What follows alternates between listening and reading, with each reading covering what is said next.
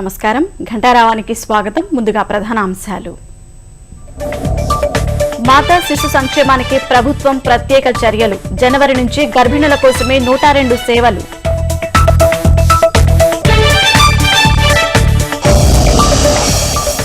పేద బడుగు వర్గాల సమస్యలు పరిష్కరిస్తామన్న సీఎం. గుంటూరు జిల్లాలో క్రైస్తవ భవనానికి శంకుస్థాపన.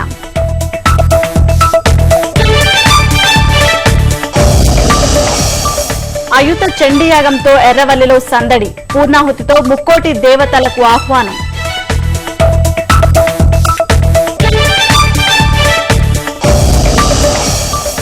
పార్లమెంట్ ఉభయ సభలు నిరవధిక వాయిదా. సమావేశాల్లో విపక్షాల తీరుపై కేంద్రం విమర్శలు.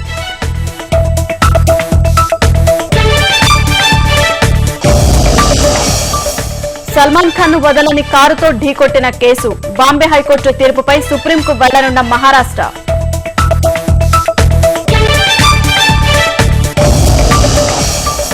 స్టాక్ మార్కెట్లలో కొనసాగిన ఉత్సాహం. 260 పాయింట్లు లాభపడిన సెన్సెక్స్.